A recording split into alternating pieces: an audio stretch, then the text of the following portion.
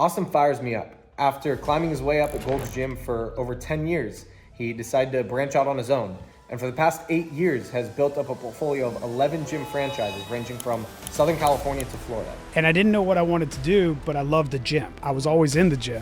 I was always working out. My friends all worked out. We used to go to the 24-hour fitness in Hollywood, which was at the time one of the busiest gyms in the country. And by the way, during this process, he started, scaled, and exited an 8-figure Ecomm business. This combo was a lot of fun. Enjoy. Alrighty, what is going on, everybody? Welcome to the show. I am your host, Sean Sharabi, and today we are in Austin, Texas again. And this time I'm with a good new friend of mine that I was able to spend some time with on a recent retreat that Hampton, shout out to Hampton, for any founders that are wanting to meet some like really impressive other entrepreneurs. It's been a killer organization and a place that I got to meet Austin, but they put together this like five-star ski retreat in Deer Valley, Utah.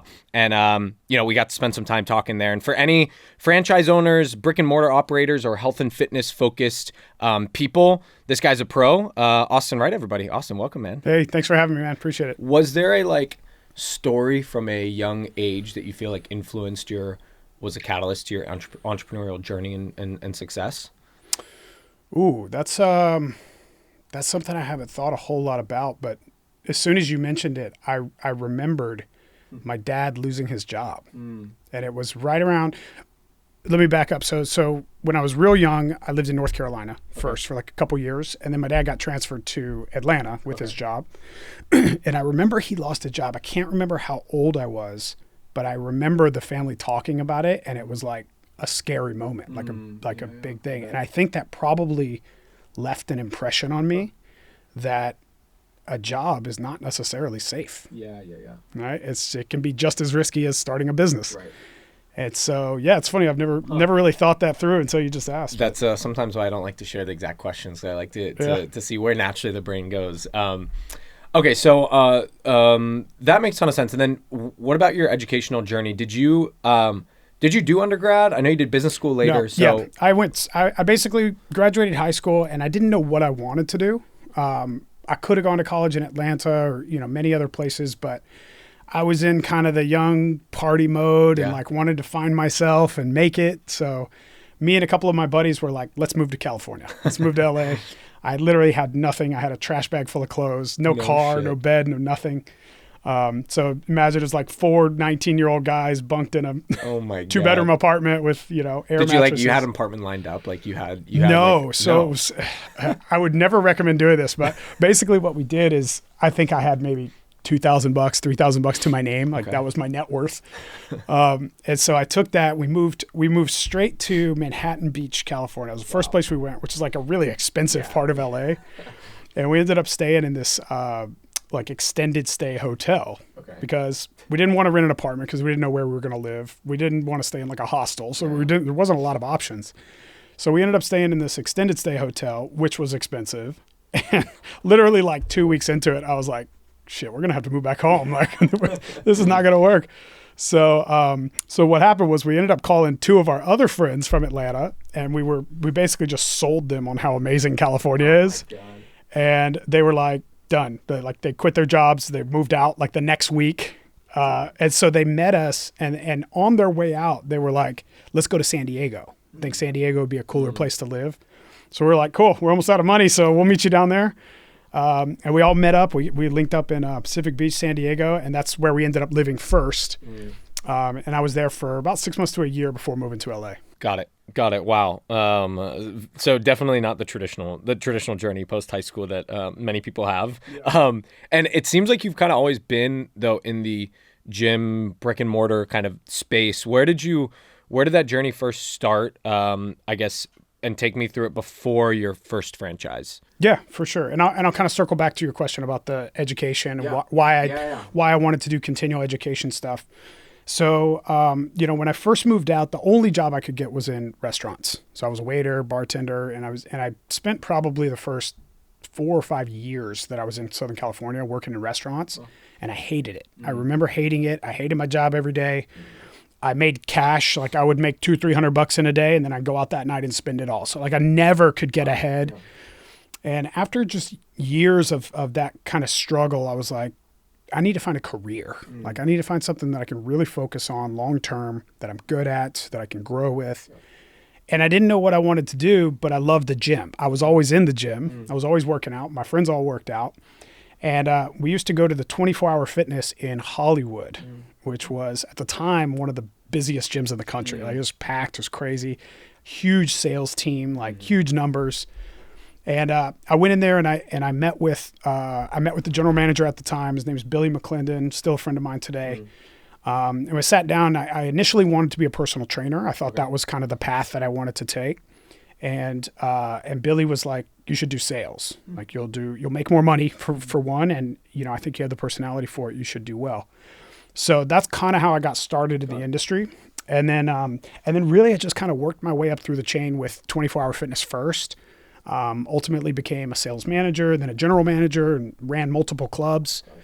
And then I left around 2007 and I joined Gold's Gym. So I was with the Gold's Gym Southern California franchise group 2007 to like 2017. So that was about a decade. Yeah, it was right around financial crisis. It was crazy. But I left and I think that's really where my career kind of blossomed, and I started really learning a lot about the actual business of a gym, how it operates, how to get one open, what drives success, what doesn't. So I really kind of learned that from my mentors at Gold's Gym.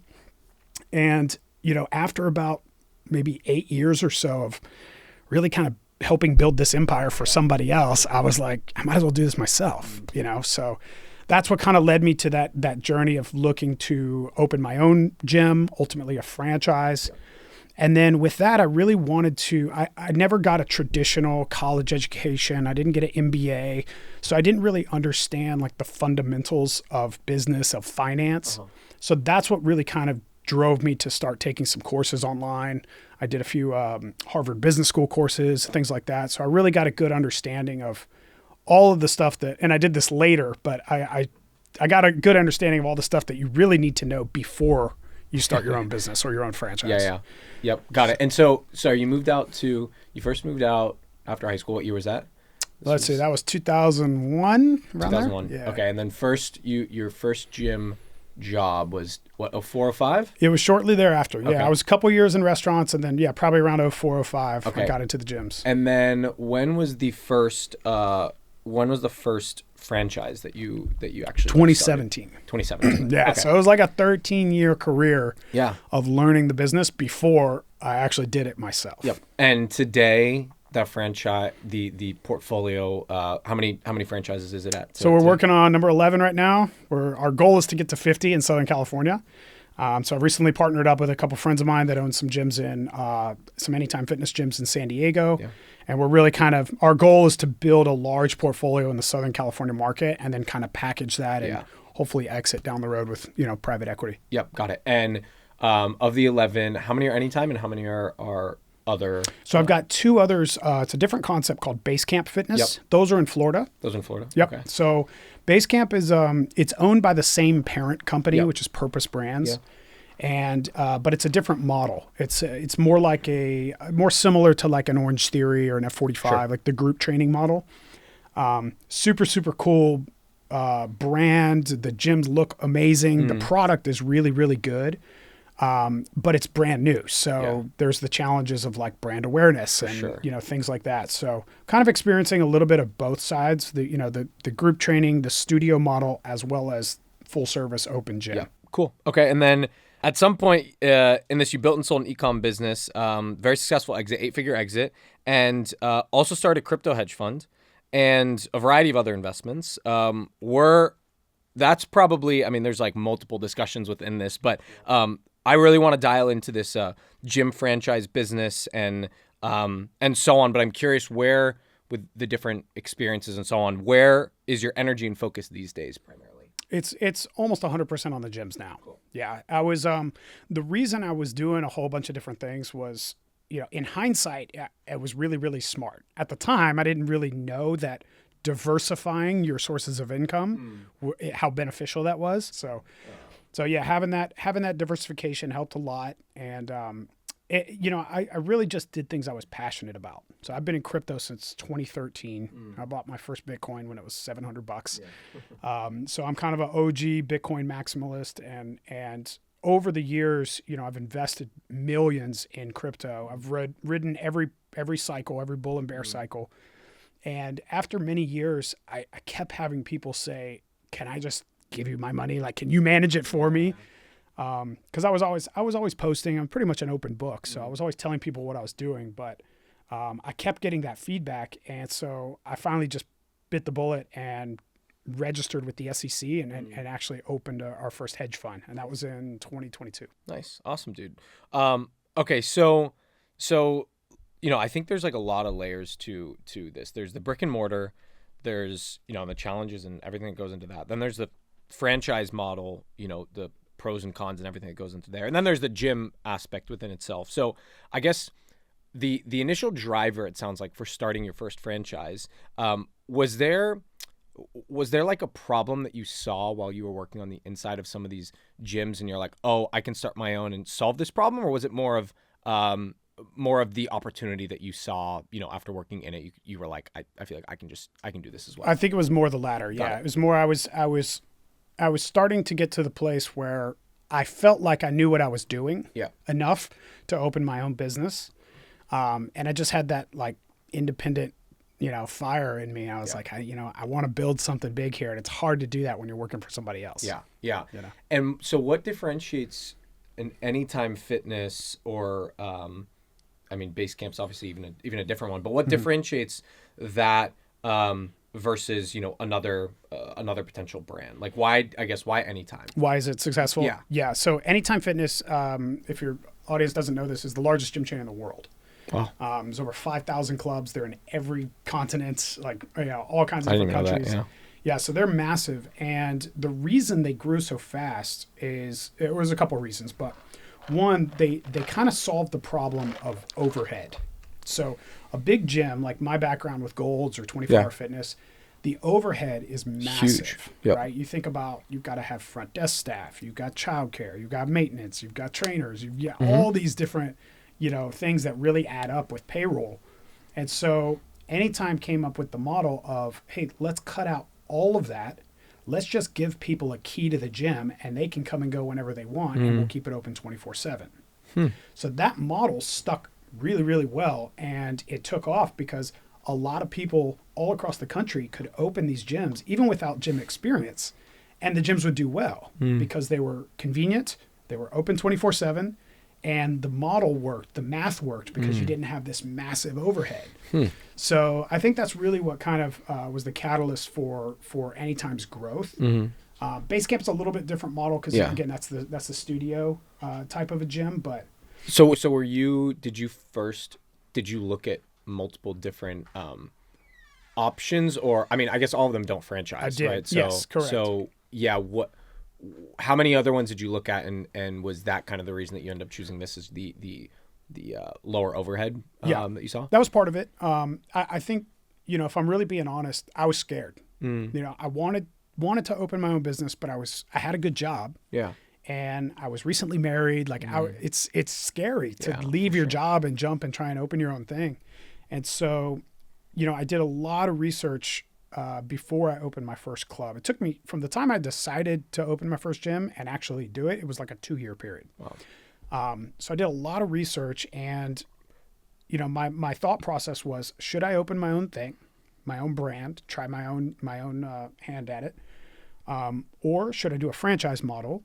Or should I do something else entirely and not gyms? So I really looked at everything, and I was looking at Subways. I was looking at Dunkin' Donuts. I wanted to do a Waffle House. I was looking at all these different models, and I kept going back to the gym because that's what I knew. That's what my passion was. You're helping people. Yeah. So it's a good service and it's a good product to offer. And if you go back and you look at, so every year Entrepreneur Magazine ranks all the best franchises. Okay. I think the top 400 or 500 franchises. And Anytime Fitness was in the top 5, like year after year after year of all industries. So I kept looking at that, and I was like, there's got to be something to this. You know, it's obviously to be a top 5 franchisee with up there with Subway and McDonald's and like major brands. There's got to be a good model behind it and a good support system and success rate. So, and the more I looked into it, the more it confirmed that, and that's kind of why I made that leap towards Anytime Fitness first. How much autonomy do you have with running this? Like, I'm thinking just like pricing, promotions, like, yeah, how much autonomy is there to? There's quite a bit. Yeah, there's quite a bit. They set, for example, they set things like minimums. Okay. Right. So I can't turn my one of my gyms into like a $10 a month gym. Okay. Right. Because that would affect all the other franchisee owners. So there's things like that. But in terms of how you go about your marketing, your pricing, your, a lot of gyms focus heavily on personal training. Some don't. So in that respect, there is a lot of autonomy in the brand. I see. And what about from like an operational standpoint? Is there like, because I feel like there's, from a franchise standpoint, I would think there's a couple ways to do it, right? You kind of give this like blueprint and you're like, hey, here's what's been successful. Here's kind of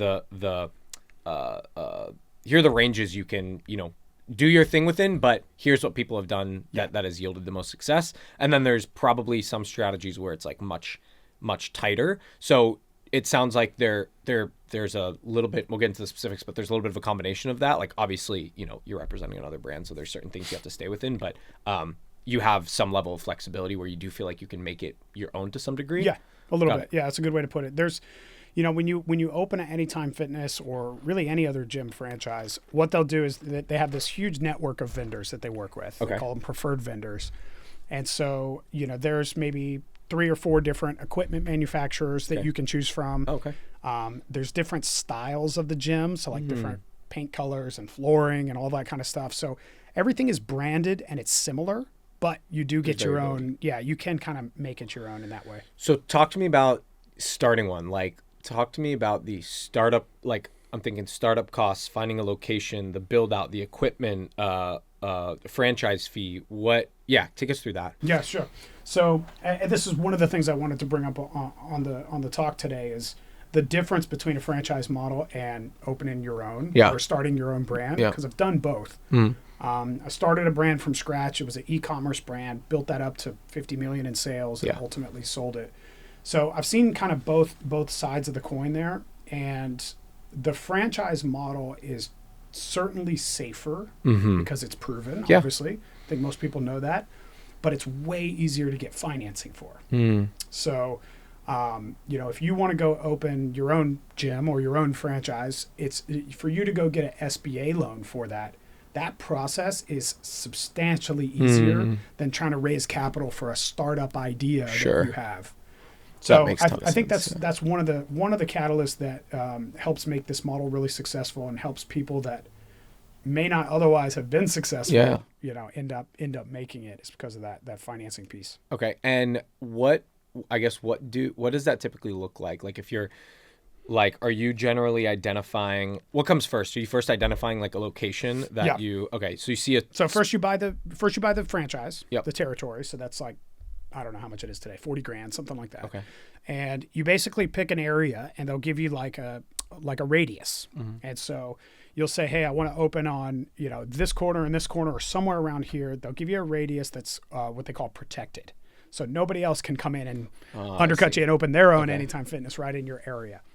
Once you protected an area, then you work with the real estate team and they partner with local real estate brokers to find you a location, negotiate your lease, like do all of that stuff. So there's a lot of support on that side. And then there's actually a lot of support all through the opening process too. So handling, running a pre-sale before you open and how to set up your marketing and kind of all that stuff. So for somebody like myself, I had so much experience doing it. I didn't really need all that, but it's there. It's there. Yeah. So. And are you, I'm assuming it's some, there's maybe like, there's a couple ways to do it. There's like ground up development. There's like a building that's already there. Maybe there's a prior, I don't know, any time that the owner wants to sell. Like have you done a couple of them or do you really focus in on just like brand spanking new spot new? Yep, okay. I've done them all. So they're all, there's pros and cons to each. Obviously buying a business is the easiest thing. Yeah. But there's a good book it's called buy, then build. Okay. And it's all about the strategy of buying an existing business that's already cash flowing. It's a safe model because the business has been proven out. It's already got cash flow, and it's a simple mathematical equation to figure out if you can get a loan for that business and still have positive cash flow. And then from there, if you grow it, even better. If it stays the same, you're still making money. Yep. So that process of acquiring gyms is a lot easier. But some of the gyms or some of the areas you may want to open in, or cities or things like that, there's not any available. Right. So you got to open from scratch too. And okay, so you said about 40 grand. So what else, like what's typically the time period that you see in the upfront like investment of getting something like getting one of these stood up? I think it's probably different in different parts of the country. Okay. In California, or pretty much probably in most big cities, that process of finding a location, going through permitting, getting the build out, and actually getting the gym open is probably going to take you 6 months to a year. Okay. So yeah, it's quite an extensive process. It can be done faster than that. And obviously, again, if you're talking about an acquisition, you go and you buy a club, it's yours day one. Right. Right. So yeah, starting from scratch is certainly a longer process, but it's fulfilling too. It's fun. Yeah. No, of course. And what about initial equipment? Like I'm thinking of probably the biggest cost to go into, right? It's like getting this stood up, and then there's like the equipment investment. Yeah. Right. You were asking about like the breakdown. So the total startup cost for an Anytime Fitness is anywhere between $600,000 to $1 million. Okay. That's kind of on average. I've opened clubs that cost 1.2. Many people have opened gyms that cost $400K, but that's kind of your range. And if you go out and you get like an SBA loan for this, SBA has programs where you can put down 10%, 15%, things like that. So to start up your own, if you need a $600,000 loan from the SBA, if you got 60 grand saved, or if you've got investors that can come in and help you with that initial capital, you can fund the entire startup of the gym. So equipment's going to be a couple $100,000, maybe $200K. Okay. Obviously you need working capital. There's, you got to put down your first month's rent and deposit and things like that. So that's kind of the range that you're going to fall within. But again, most of that is financed if you do it properly. Got it. And franchise fee, is that like static amongst like when you're looking into different franchises? Did you see it be a pretty, I guess, what's Anytime at, and how does it relate to like other potential franchises? So there's two parts to that. There's the initial franchise fee, and then there's the ongoing fee. Okay. Yep. The ongoing fee is where Anytime really separates itself from most franchises. Okay. So if you go open a Chick-fil-A, a McDonald's, a Subway, or a lot of other gyms, a Planet Fitness, the model is typically 6 to 8% of your gross goes back to the franchisor. Okay. And that's a huge chunk of your profit. Yeah, it's massive. That's on gross revenue, of not top net. line. Now that's huge. Yeah. So 6 to 8% of your money's gone right out of the gate. Anytime's model is a flat fee, and it's like $600. Wait, what? It's crazy. Yeah. So relative to, what's normal in the industry, like my gyms on average do about $1 million a year each in revenue. And I'm paying $600 to the franchisor. So everything else is on me. And how does the profit margins are much higher. How/why do you think they do that like that way? I think it was a mistake. I think, when they first did it, I forget when Anytime started, but I want to say it was around 2002 or something like that. I think when they first did it, the thought process behind it, and the two guys that started it, Chuck and Dave, are just brilliant. They're just awesome people. They're really, really smart. And I think what they wanted to do is they wanted to lower the barrier of entry for people so that they could really grow this thing into something large. And the barrier of entry is, one, that model with heavy labor and overhead, so they cut that out. And two, it's the franchise model, which can become very expensive with the 8% fee or 6% fee. So they cut both of those out, and the brand just exploded. Yeah. And you're opening one or two new ones right now? Yeah, so I'm working on, we just signed a lease in Pacific Beach, San Diego. Hell yeah. That one's under construction right now. We're working on another location in Hollywood, right on Hollywood and Sunset Boulevard.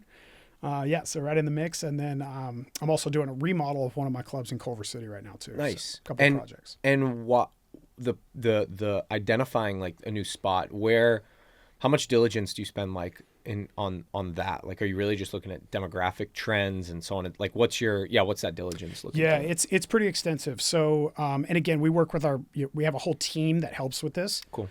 So if somebody's thinking about doing this on their own, Yeah. you're not flying solo. Yeah. Like there's a lot of support. But yeah, demographics is the first step. What they'll do is they'll look at a couple factors. One is like population density. Yep. 2 would be average household income. Mm-hmm. 3 would be relevant competition. You know, what's in the area? Is it saturated? Is it not saturated?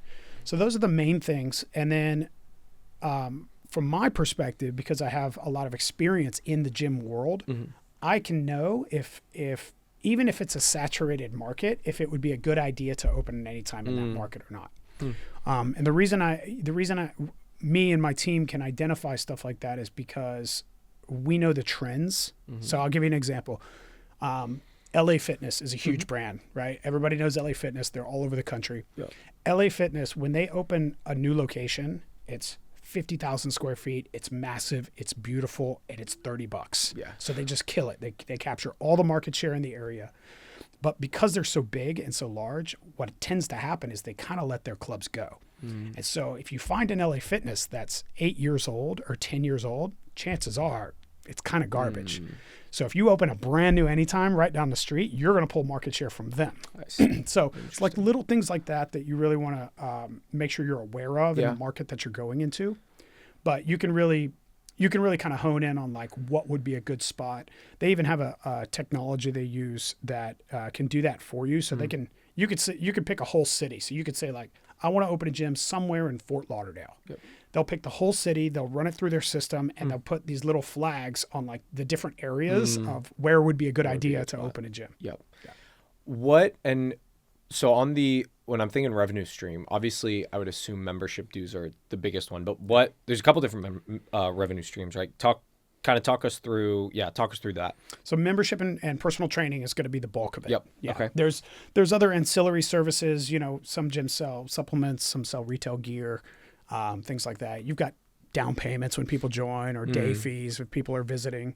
So there's like little things like that. But the big chunk comes from membership revenue and PT. And do you guys is there one that you try to push over the other, or do you value them equally, or is personal training giving a higher margin than membership? Yeah. So personal training for me is like that's the foundation. Got it. You know, Okay. and I think that's part of what has driven my success is I have a background in gyms that do a lot of personal training. Yeah. You know, I come from clubs that were doing $100,000 a month in personal training. Wow. So my whole mentality, my entire prezo, you know, if you walk into one of my gyms and I greet you and I say, what brings you in today? You're like, hey, I want to check out the club, or I got this 7-day pass online. I want to try it out. I say, great. Let me take you back. Let me ask you a couple questions about some of your fitness goals and what you're looking for. Then I'll give you a tour of the club, and then we can go over memberships. Yeah. And when I bring somebody back, I sit down and I find out what their why is. Yeah. Why are you actually here? And why are you here today? Yeah. What motivated you today to come into the gym? And 9 times out of 10, there's something. Yeah. An event happened or something's coming up. Yeah. It could be as simple as like a comment made by your spouse. Yeah. Something triggered that person to walk into the gym. Yeah. And if you can find that why, it makes it a lot easier to sell the benefits of working with a coach, working with a professional. Because a lot of people think that they're going to join a gym and they're going to come in and they know what they're doing and they're going to get in shape. But the reality is most people are, 1, very intimidated when they walk into a gym for the first time. Yep. 2, they come in without a plan. So what do? They end up on a treadmill or an elliptical. And then 3 weeks into it, they're not getting results and they quit. Yeah. So we know those trends are really prevalent. So what we do is we really try and push people towards working with a coach or a personal trainer, at least in the beginning. Get a plan set up, get a program, get some accountability and some motivation, and then take it on your own. I see. And so I think that builds a lot of value in that side of the business.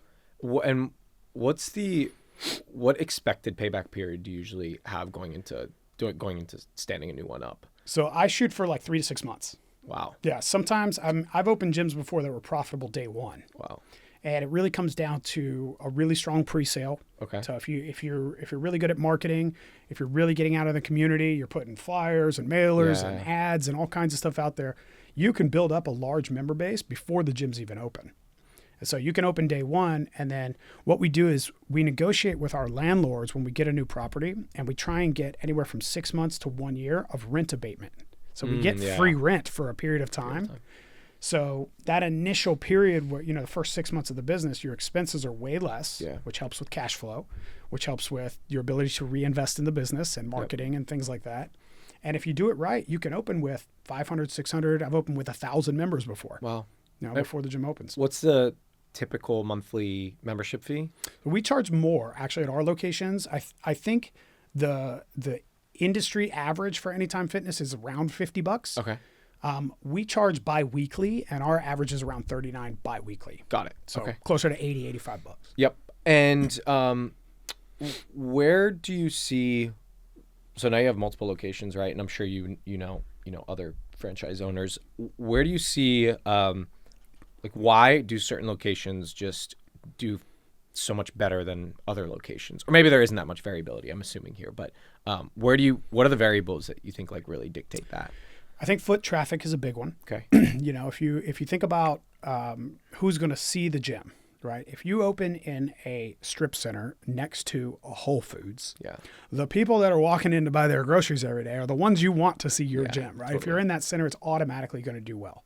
Whereas if you open a standalone building that's kind of in a back area of the city with poor parking and things like that, that can really hinder your success. So that's probably the biggest factor. And then, there's a lot of other things like cross promotions, working with other businesses in the area, really kind of getting your name out there that you're opening a brand new gym in that space or any franchise, whatever it is.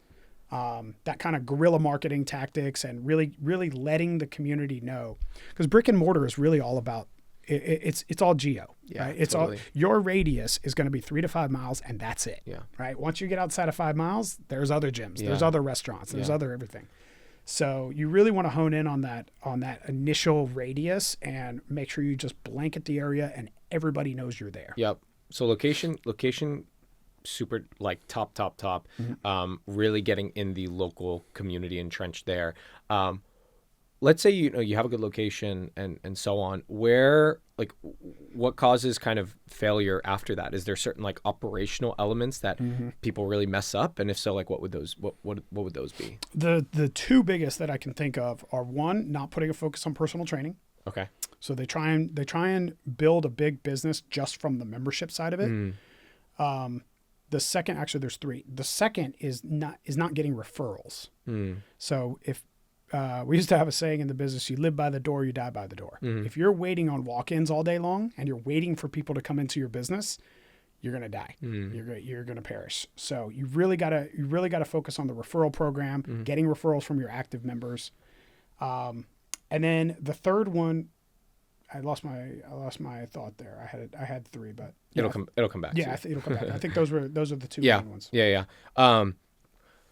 And I mean, okay, so in a typical one, what type? I know what I was going to say. Yeah, Sorry. there you go. Cash flow management. Oh, okay. Cash flow management is another big one. So, and honestly, that's something that took me a long time to figure out. That's part of the reason I wanted to do some continual education. Okay. I think most business owners, when they first start a business, do not understand the difference between a P&L and a cash flow statement. Yeah. And they can't figure out why profit doesn't equal what's in your bank account. Right? And so just learning that piece of how to manage cash flow properly is absolutely critical. So if anybody's thinking about opening a gym or opening their own franchise, do a course. Do a little mini course. There's tons of them available. They're super cheap. There's probably even free ones on YouTube.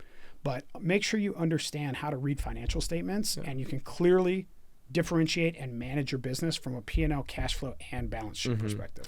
Where on the cash flow side, where do people tip over their skis? Because I think the membership and personal training, those are recurring, right? In theory, is it the big expenses that might come up, whether it's equipment, I don't know, renewals or where's the pinch? Where does the pinch occur? There's some of that. Yeah. So there's sometimes, you'll have equipment that goes down and you need to buy a new piece and it's $6,000, right? That can come out of nowhere and you're not expecting it. Yep.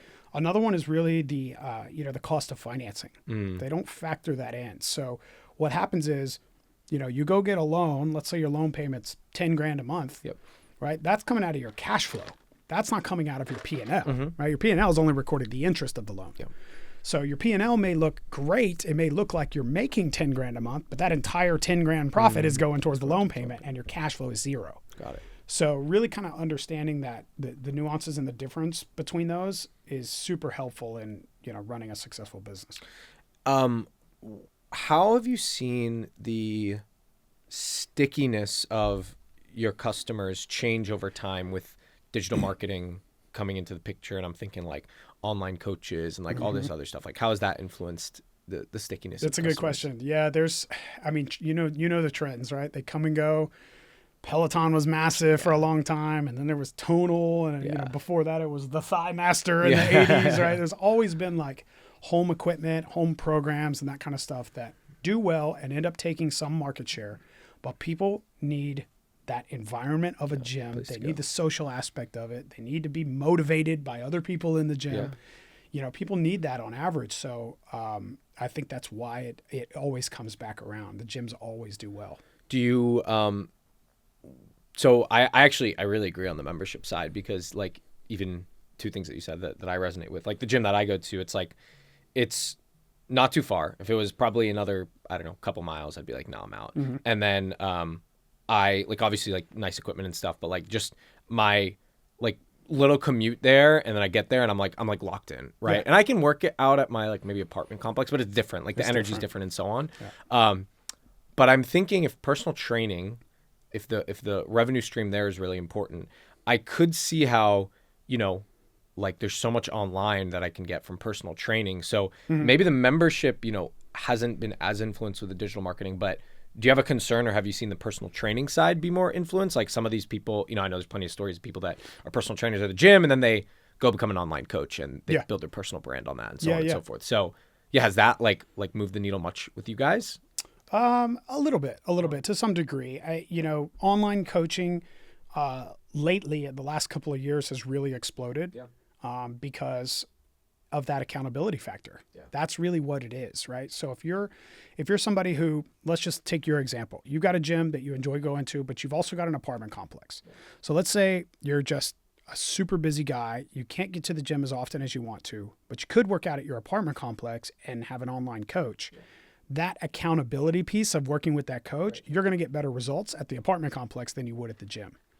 But the gym is kind of if you think about the masses, right? The 80% of people, they need to go to a space like that where they have a variety of equipment. They have, they can mix up their workout programs, and they have a coach there with them on site that can really push them and make sure they're getting results. What percent have, maybe you don't know that, but what percent of the people with membership have like opt into personal training? It's pretty low. It's like under 10%. Okay. Yeah. What percent of people that have memberships actually never or rarely go to the gym? It's pretty high. It's pretty high. It's an unfortunate reality of our business. It's fortunate and unfortunate. Is that it's one of those few models where people will keep paying you and you don't have to service them because they don't show up. So it's unfortunate. I wish every single one of our members would use the gym all the time, but if they did, the gym would be so crowded you couldn't even work out. Is there kind of an unspoken rule that like you'll maybe oversubscribe with members because that like people just know that a portion are just never aren't gonna show up, and that's not gonna overcrowd the gym? I think there is there's a supply and demand I guess perspective that you could take with that. So we did that. I'll give you an example with when COVID happened and the gyms all closed down. In California, what they did was they said after like 6 months of every business being closed, they said you can reopen, but you have to be outdoors only. Right, because it's obviously safer to be outdoors. So what happened was very, very few gyms built an outdoor space. We did. So what I did is I went to our landlords and I said, hey, I need 15 of these parking spaces out here. I'm building an outdoor gym. We turfed it. We had people come in with, all the equipment. We moved everything outside, and we literally took our entire business and put it in the parking lot. And because we were one of the only ones in the city that was offering that, I raised my membership prices way up, and people were okay paying it because there was no other options. So there is that supply and demand balance a little bit. I don't think there's a risk of like oversubscribing. There's certainly gyms that are too crowded. But that's more, You'll see that more on the attrition side with people canceling than you will with them coming in. That's really smart. One of my questions is going to be, how the hell did you survive COVID? And that is smart, makes a lot of common sense. I feel like less people would probably do it than probably should have done it, just because it takes money. It's an investment. Do you know 25% of all gyms in America closed down during COVID? That's insane. 1 out of 4. What That's crazy. Well, how'd you guys survive? It was that. It was we bit the bullet. We put that investment in building the outdoor gyms. We kept everything going. I had all of my personal trainers switch over to digital. Okay. So they kept their clients working with them from home and on Zoom. So really just, it was like an all hands on deck. Like we can't, failure is not an option. Yeah. We can't go under, and we weren't getting any relief from landlords. Like we still had to pay rent and, our loans were still due, like all of that stuff. So the way they did it during COVID was very backwards. It was, let's close down the small businesses and then they can figure it out, as opposed to saying, let's figure out how to go directly to lenders, commercial landlords, the people at the top of the pyramid, and say, we're going to help you guys so you can pause all the payments for the small businesses so they can survive. Yeah. So I think, in hindsight, that would have been a much smarter strategy and would have saved a lot of businesses. Yeah. Did the Ecomm success help with that was during huge. this COVID time? Yeah, that was huge for me personally. Yeah. The gyms, there was some financing that was made available during COVID, like EIDL loans and PPP loans, if you remember. Yeah. So there was some of that available to help with kind of that cash flow crunch during that time. Yep. But because I had the Ecomm stuff on the side, the Ecomm exploded during COVID. Right. It's because everyone went online, everyone was shopping online, and we had a really, really cool product. We had a cool brund, and it was already doing well. Yeah. But it wasn't like doing like that. Yeah, like crazy. It took off like crazy. Yeah. So. So on the as you keep growing more of these, where do you start to see the economies of scale really start to play in your favor? Is it like I don't know, like you see the efficiency after X number, like you really start to see it improve from there? Like, was there a certain point, or you haven't reached that yet? Yeah, I think if you look at just a region, right? If you pick a city, I think once you have about 3 or 4 gyms in that general area, they start to help each other, because then you can kind of pull from all the areas surrounding it and the ones together. And so people have a lot more options. And if you own all the real estate, then obviously you're gonna benefit from that. So I think if you look at it on a localized basis, the number is probably 3 to 4. Okay. If you scale out and you say, how does this look from, a whole city's perspective? You look at Los Angeles as a whole, it's probably a lot more than that, because obviously it's so big. Yeah. No, it makes the local aspect makes a ton of sense, where like if everywhere they turn, they just see another Anytime, and it's all, same ownership, then everything, like one lost customer from one place could be one gained customer for another place. That's how Planet grew. Planet Fitness, they're now a public company. They're a multi-billion-dollar company. And they grew with that exact model. What they would do is they would pick an area, they would spot a gym, call it a Gold's Gym or a Crunch or any other type of competitor, and then they would open 2 or 3 locations around them and just saturate that market and pull all the market share out. Yeah, I mean, it works. It works. It's a strategy that can work. Yeah. Okay, so I'm thinking, like, as you're growing this up, and you mentioned it in the beginning, talking about, ideally get it to 50, package it up. So it sounds like exit is kind of the eventual like target. 2 questions here. One, what have you seen investors look for? Private equity, what do they look for in these type of, in these type of businesses that have a bunch of these? Yep. And then what are the things that they don't look into enough that you think they should look into more? Good question. I know one of the things that they really focus on is what they call 4-wall EBITDA. Okay. Which is basically the EBITDA or the net profit of your store within your 4 walls. Okay. Right. So if you've got 10 locations or 3 locations or any amount, what they're going to do is they're going to look at it on a 4-wall EBITDA basis to see if that's a scalable thing. Like they don't want to see one being like printing cash, one really. Yeah, if there's a lot of destroying it. variances, then Yeah, obviously that's it's going to concerning. raise questions about operations. One of the things that you asked, what do they not look at enough? Private equity is pretty good at doing diligence, especially the larger firms. I mean, they really get into the weeds with models and pro formas and opportunity costs and kind of all of that stuff. So what they do is they really build out a model of, okay, if we invest in this business today at X valuation, regardless how much equity or debt or combination that they put in that, they want to see the roadmap of how that can scale over 3, 5, 7 years, because that's all private equity does. They just buy and exit. Right. So the way we're thinking about it now is we're kind of playing that same model, but for ourselves without private equity. Okay. So we're looking at it. We've modeled this out, and we have a whole spreadsheet that shows how this looks with 10, 20, 50 gyms. With very conservative numbers, even if we know they're not going to all crush it. Right. So we're conservative with our numbers. And when we model this out, the larger your portfolio grows, then you start having things like multiple arbitrage, right? The multiples that you can get by selling a package of 30 gyms is much higher than a package of 3. For sure. So there's a lot of those nuances, but we're kind of focused on that now because ultimately our goal is to exit to private equity at some point. What are the KPIs that you use to measure success of like one individual location? Like, I mean, the basic ones come to my mind, but is there like, what are maybe some of the more, I don't know, behind the scenes stuff that you would like look at and you pay attention to that maybe don't hit your financials today, but could influence, like, it's like it raises a little red flag on where it could go in 6 months or so.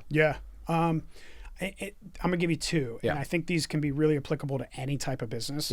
But one is MER, marketing expense to revenue. Okay. So how much are you spending in marketing to your total revenue? Okay. If that number is good, that's scalable. You could scale that model.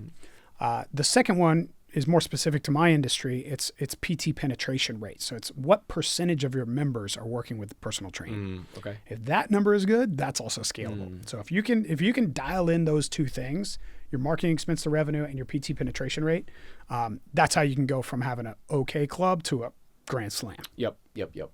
How about like, well, I guess I was gonna say like how influential, like probably on the PT side, the success rate of that is probably heavily reliant on who the actual trainers are, or is there more like is more of the individual trainer, or is it kind of like, I don't know, for example, you have a training background, call it, so you can build a system and speak that language better than maybe another franchise owner.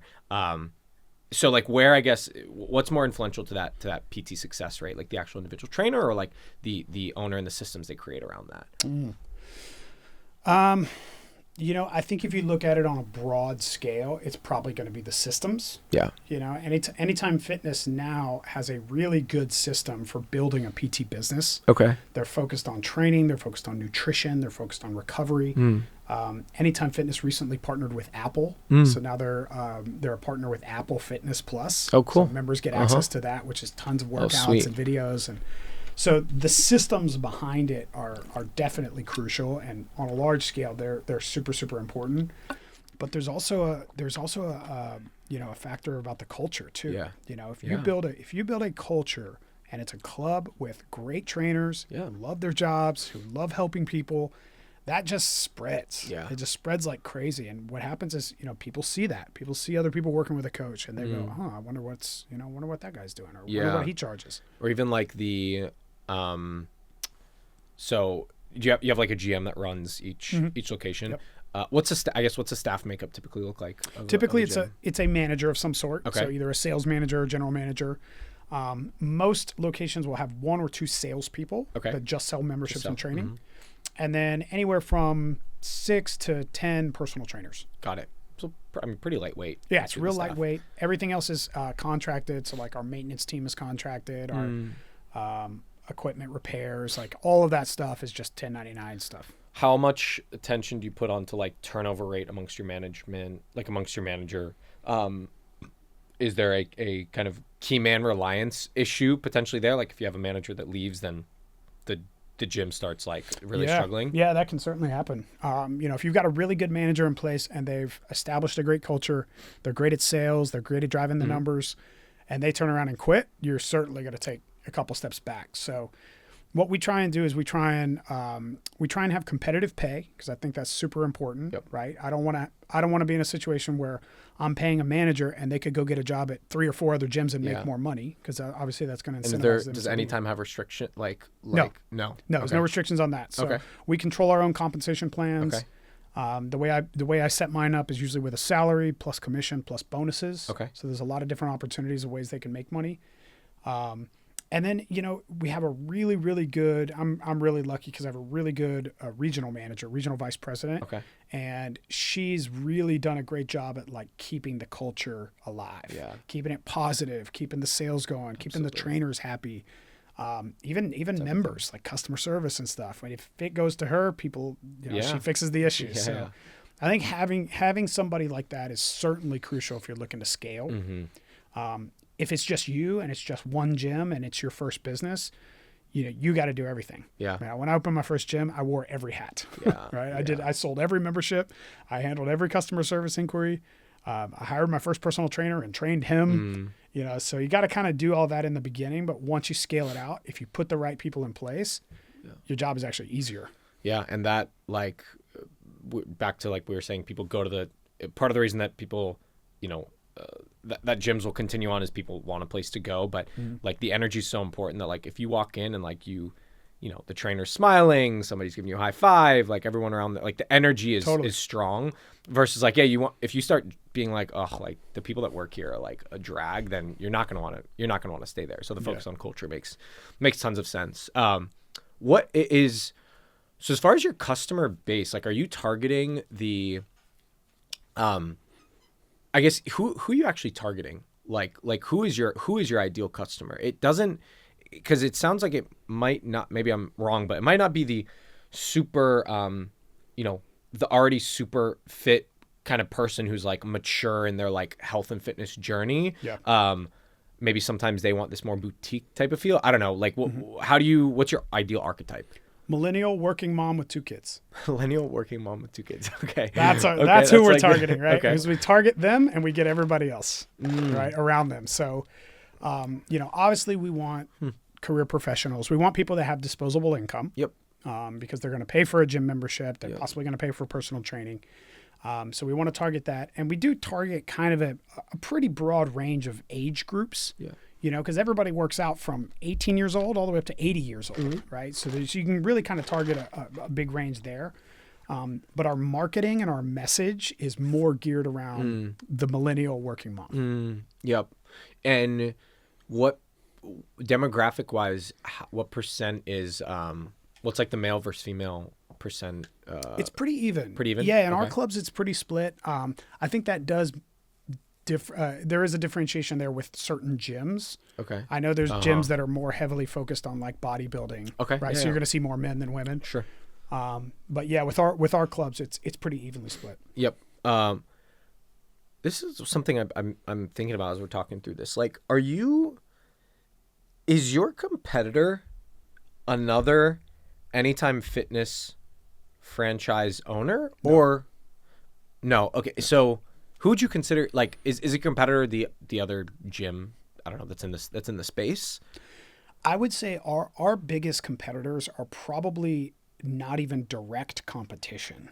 Okay. They're more indirect. So things like, if you think about like the different categories of gyms, right?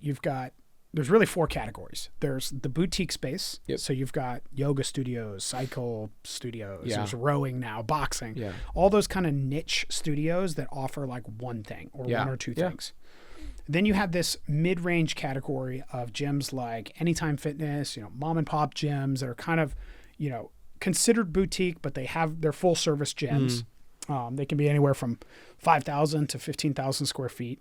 And then you have big box clubs. That's the third category. Big box clubs like LA Fitness, 24, Gold's Gym. And then you have the really, really high-end gyms like your Equinox, your Lifetime Fitness. Yep. So when we look at it like that, there's those 4 categories. We're not really competing against the high end, right? Yeah. So if an Equinox opens down the street, that's a different audience. market, right? That they're targeting, or different customer that they're targeting.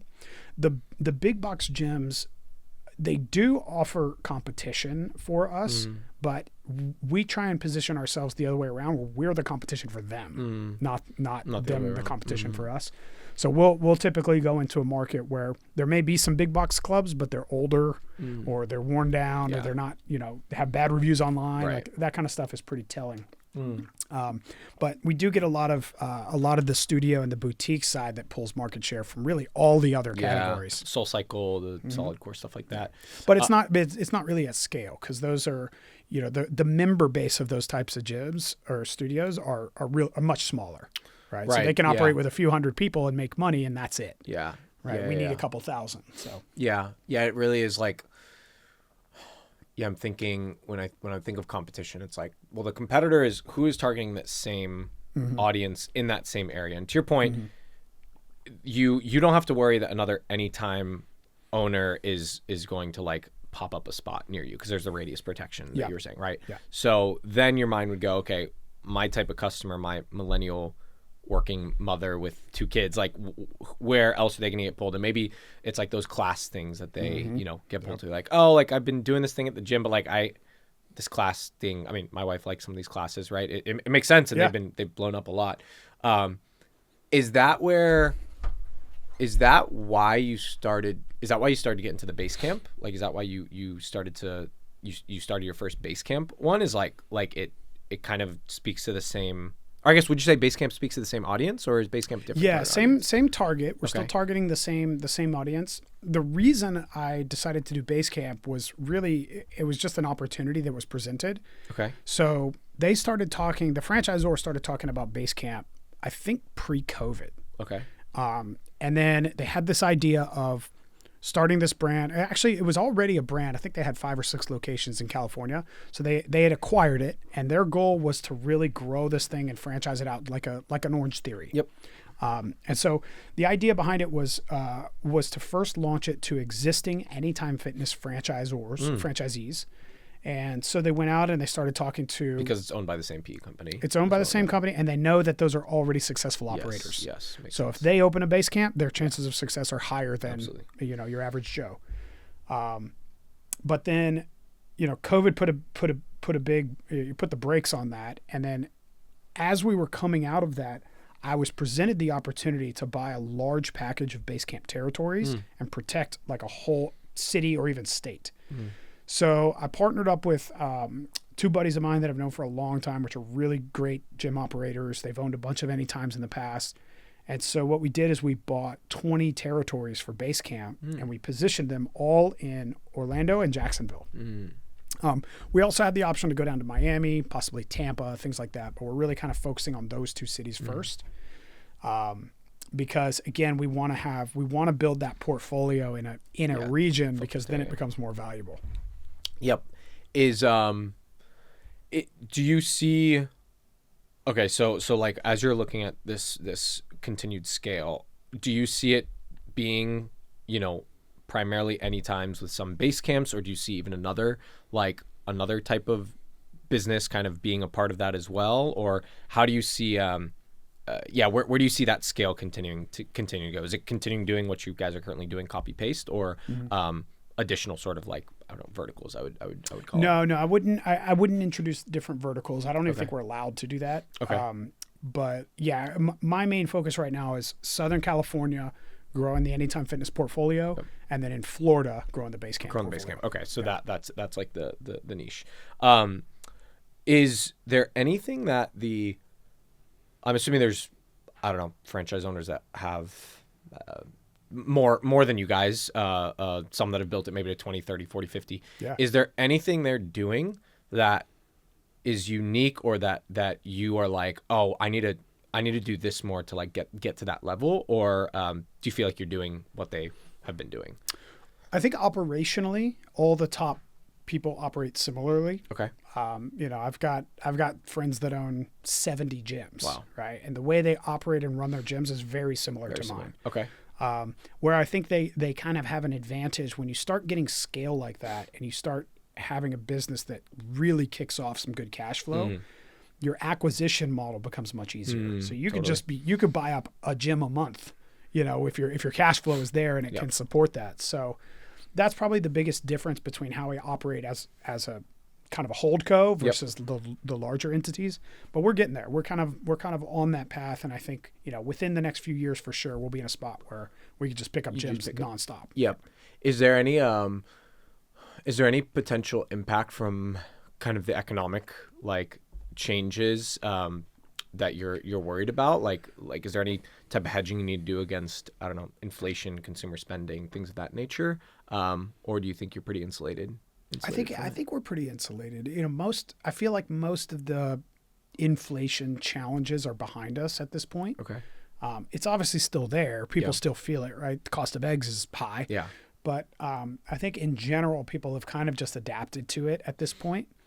And then, you know, the other economic challenges that a lot of businesses face, like tariffs and, you know, stuff like that, doesn't really affect us. Yeah. So I think in that respect, we're pretty insulated. Yep. Let's go back in time. Let's say you're starting your first one again. What would you do differently than what you did previously? How would you start your first one in a different manner? All right. Good question. So I would expand my radius much bigger. Okay. So what I did was I lived in a neighborhood of LA called Studio City. Okay. It's a real cool little spot. It's close to like Burbank, not far from downtown. And I loved that area in that neighborhood, and that's where I wanted to open a gym. And I went through probably 3 or 4 failed locations before finally I was like pulling my hair out. I was like, I need to expand and look at more than just Studio City. And that's why that initial process took me almost 2 years. Yeah. I would find a location, you know, so many different things would happen. It would be like, we kept finding these old Blockbuster locations. Like, you know, Blockbuster went out of business. All their stores were like 5,000 square feet. So they're perfect size for any times. Most of them were in these like strip centers with good foot traffic. So it had all the makings of like being a great location for a gym. And then we would find a spot and we would start negotiating the lease and start going down the process, start trying to get permits for it. And 6 months in, the city would come back and say, there's not enough parking spaces here for you to open a gym. Oh my God. It's zoned for retail. It's not zoned for fitness. And so it was like stuff like that over and over and over again. So you're like hitting these roadblocks way more down funnel than like you want to get that shit out of the way up front. Yeah. And it was tough because, you know, when you're working a job for somebody else, you know, especially in the beginning and as you're growing your career, you're focused on that. You're focused on doing the best you can to grow your career. But the second you make the mental decision to open your own business, you check out a little bit. You check out from your job and you're focused on opening that business and making that a success. Yeah.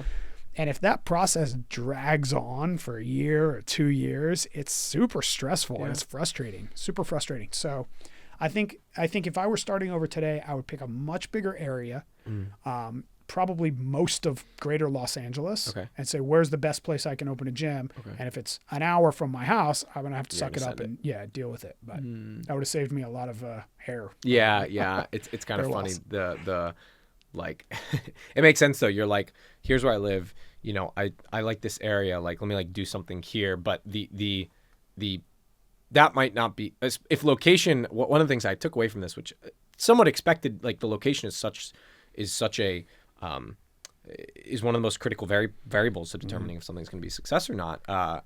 And if that's not your core priority in building your first one, then like obviously you're going to run into some roadblocks. Do you see yourself getting into any other industry franchises? Like are you? It's a better question here. Like, do you really love this franchise business model, or is it more of like you just know these gyms really well, and within the context of gyms, franchise was kind of like the best strategy? And I guess what I'm getting at is like, you're like, yo, I know how to scale franchises, so now I can just do this in, you know, restaurant. I can do this with these other type of industries. So yeah, I'm curious that. Yeah, I mean, if I really look at like my why, right? Like, why am I doing this? well, I could stop now, Yeah. right, with the gyms I have and Yeah. just be fine for Yeah. the rest of my life. So why keep growing? It's because I do have a passion for this industry. I love the gym. I love the employees in the gym. I love the vibe, the culture. So I would love to own a restaurant or a nightclub or a bar or things like that too, but that's not my passion. Yeah. So I like the idea of sticking with the gym model, and I'm good at it. And the franchise model behind or on top of that just makes it even more scalable. So I can help a lot more people. I can open a lot more gyms. I can create a lot more jobs. So that's really my main focus. I don't know if 10 years from now, 20 years from now, I'll be doing something else with a different industry. I may be back in Ecomm or probably doing finance or something like that. But I think for at least the next 10 years or so, I'm really kind of honed in and focused on scaling a gym portfolio. Yeah, I love it. If there's one thing that you could change about the franchisee relationship, what would that be? Or maybe it's perfect, but no, it's definitely not perfect. There's a lot of unhappy franchisees. Yeah, sure. I think it's probably the autonomy piece that we were talking about earlier.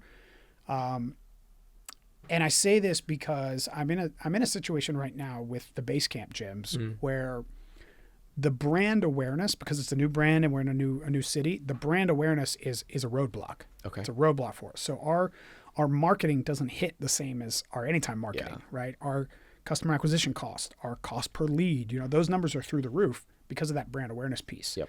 And so we're trying to come up with, what is it that's not landing with people? Is it the message? Is it the creative of the videos? All that kind of stuff.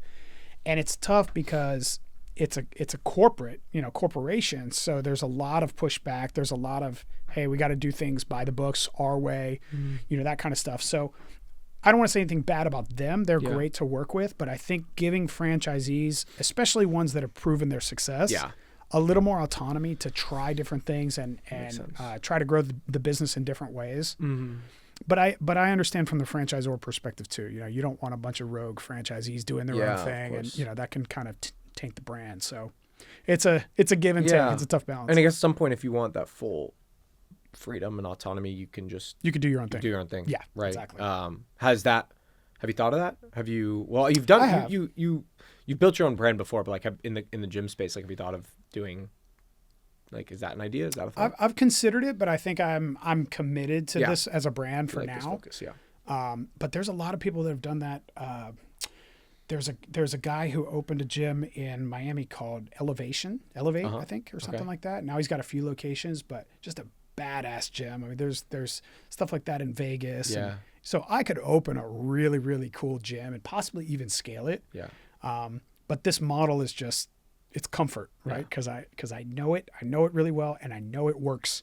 So it's much easier to scale something like that. Yeah. But I don't know. Maybe down the road, I'll give it a try. I would be disappointed if I didn't take some time to talk about your health nutrition, because you've been working out since you were, I don't know, 15. Yeah. You're in insane shape. Congrats. I know it's taken. This is an accumulation of decades of focus, but I'd love to maybe tap a little more into like what's your, I don't know, your personal sort of routine around health, wellness, nutrition. What's your high level outlook, and maybe talk us through a little bit of like your routine. Detail. Yeah. Mine's pretty intense. Okay. I'm pretty big into biohacking and nutrition. I've got the whole morning routine, all that kind of stuff down. I get cold plunge in my house. Yeah. But I don't think that's a prerequisite for success. Yeah. I do think being healthy in general, eating good 80% of the time, working out consistently, at least 3 times a week, just having those as kind of the foundation will drive your success no matter what it is you're doing. Yeah. Whether you're a business owner, you're an employee, or franchisee, anything like that. I think having that as a background is really a catalyst for success. So what's the eating good mean to you? Like is it more the quality of the ingredients? Is it your specific macros? Is it like what does that mean to you? Yeah, so I focus on macros. Like I know my macros and I know where they need to be. Yep. Not everybody's like that, obviously, and not everybody has to be, but there's so many options now for like meal prep companies, for example. I order from this I order my meals from this company called Nutrition Solutions. Shout out to them. They're one of the best ones I've found. I think they're based out of Florida. And then they ship nationwide. Yep. So every week they'll ship me, 15 to 20 meals. I throw them in my fridge, and I don't have to cook. I don't have to shop. I don't have to clean. It's just there and it's ready and it's prepackaged and I know the macros. So it really takes that off my plate, and it makes it super easy to eat good, at least the majority of the time. Yep. And then I can have cheap meals. I can go out to restaurants. So I still do all that kind of stuff. I'm not totally hardcore about it. But I do believe that having something like that as a foundation is critical. Yeah. What else? And then there's some other stuff that I do that I would say is probably cutting edge. Cutting edge regenerative medicine, peptides, things like that. I started on peptides recently, and that's really helped me put on lean muscle mass and burn fat, things like that. So. You all of those other things, the peptides or the hormone therapies or the cold plunges, the saunas, those are all kind of, I would consider ancillary stuff on top of the foundation, which has to be good nutrition and consistent workouts. Yeah, 100%. I think I think it's a great way to put it, because I think oftentimes especially in this day and age, how like overblown how much information is out there, it almost puts people in this like stagnation phase where it's like, honestly, if you just strip it down, paralyzed, I don't know what to do. Right. Yeah. In the most simplistic state, it's like, think about what you eat, care about what you eat, care where that's coming from, care about the macros, and then exercise and like get in the gym. Just switching to whole foods alone. Yeah. That one thing. If you're struggling, if you've done diets in the past, you're struggling to burn fat or struggling to put on muscle, just making that change of eating whole foods. Don't eat anything processed. Yeah. Don't eat anything that comes in a box, right? Shop on the outside of the grocery store. As long as you do just that, even for a short period of time, you're going to get good results. Yeah. Hell yeah, man. All right, I got some closing questions for you. This has been epic. I appreciate you taking us through all the details of this and being an open book with this. Is there anything else you're passionate about that you want to share with the listeners, or just with me? I am passionate about finance in general, especially crypto. I did put together a fund in 2022, and we've grown that to a couple million in assets under management. Nice. So that's on the way. I've got all of my friends involved, my family's involved, my money's involved. So there's a lot of skin in the game with that. But it's exciting because I do believe that our monetary system is broken. And it's been broken for a long time, basically since the Fed started in 1913 or whenever that was. But the fact that the government can just print money out of thin air, it's a tax that people don't realize they're paying, right? That inflationary tax. And so I think, fundamentally changing how the money system works and the monetary system, starting with Bitcoin, is a huge leap, and a huge advancement for us, and it's something I'm super behind and I'm super bullish about. And then we have an administration that's come in now that's very pro crypto. A lot of the people in the Trump administration own crypto themselves, or they're for easing regulations, or at least having clear guidance and regulations on it. So I think, the traditional finance model, investing in equities and real estate and all that stuff, is always going to be there. It's super important to have as part of your portfolio to grow wealth over time.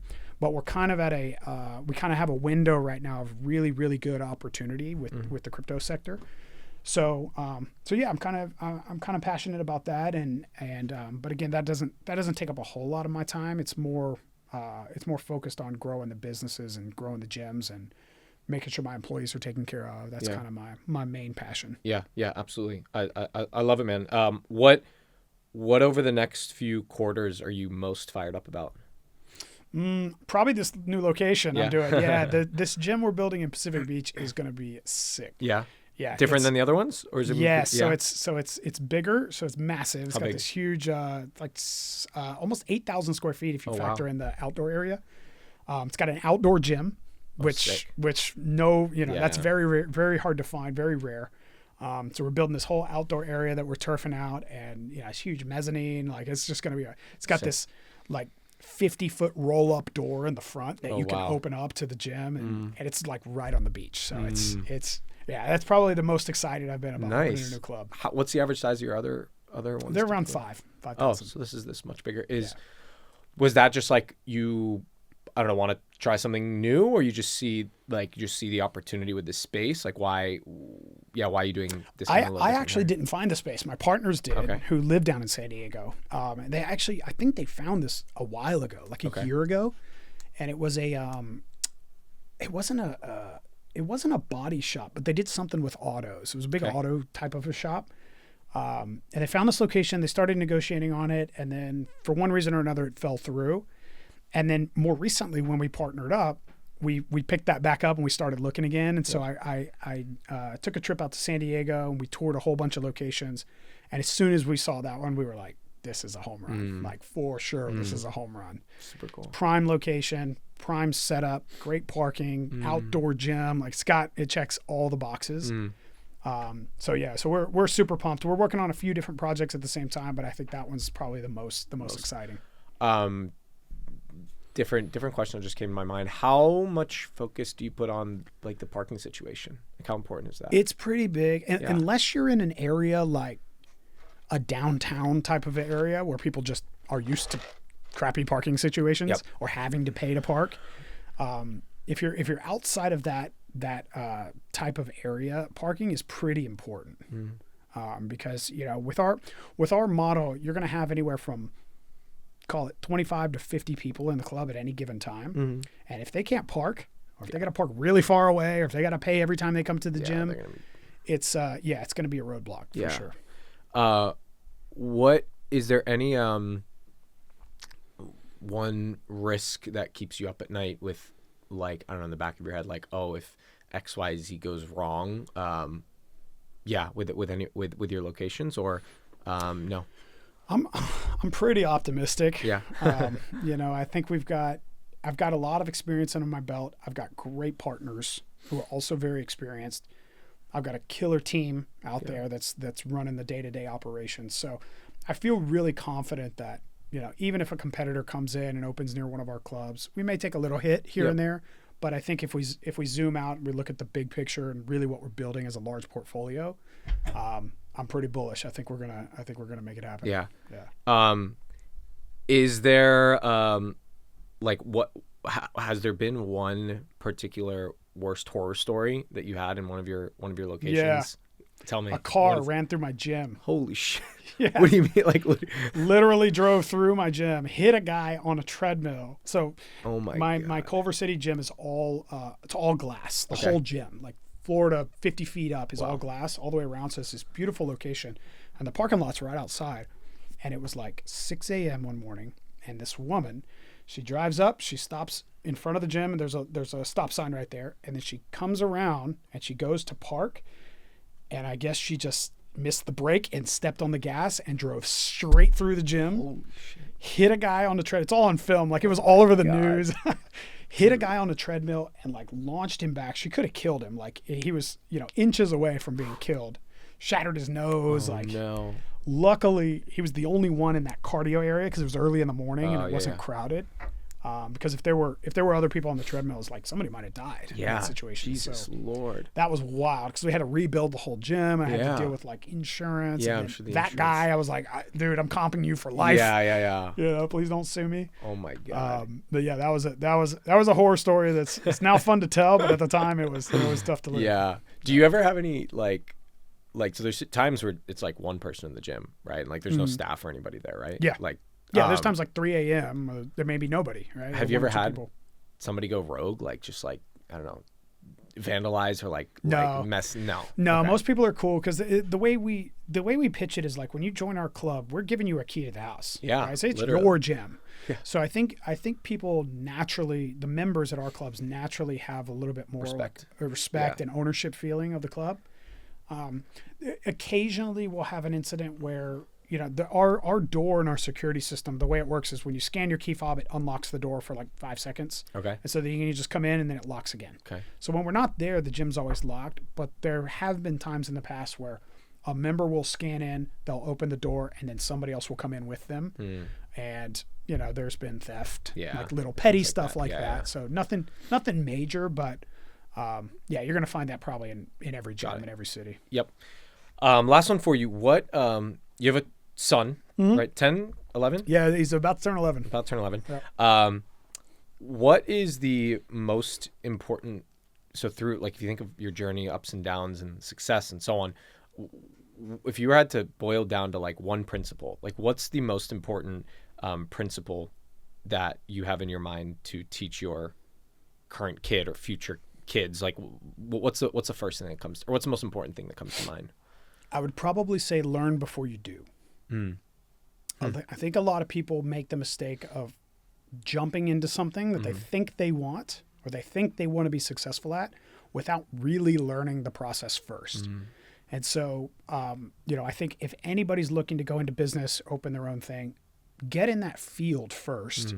Make sure you really understand all of the aspects of it, and make sure you're good at it, and learn from people who are already good at it. Yeah. We're all successful because of our mentors and our coaches and people we learned from. We didn't make any of this up. So I think that's a pretty important guiding principle, is like whatever it is that you find that you're passionate about, get involved in that field, get with a company or group that has success and has experience, and learn the ways first before you do and actually jump in yourself. I like it. Hell yeah, man. I appreciate the time here, dude. This has been awesome. Where can people find you? Where can they follow along with follow the journey? Yeah. So I'm on every platform. I just started a new brand called Wealth Athlete. Okay. And it's going to be a brand that's going to include personal coaching. I got a free newsletter that I'm dropping. Nice. Working on a book that I'm releasing later this year. Awesome. So Wealth Athlete on X and on TikTok and some of the other platforms. On Instagram, it's just my name, Austin Lamar Wright. Nice. So people can follow me there. And yeah, I'm pretty transparent. I'm posting the whole process and like what I'm doing and kind of how I'm building this, because I don't believe in like keeping this stuff secret, right? If you find something that works, you kind of have a duty to share it with others, absolutely. right? So absolutely, that's what I'm doing. Awesome, dude. This has been awesome. Thanks for having me. Appreciate it, dude. Yeah. Cheers. Appreciate you.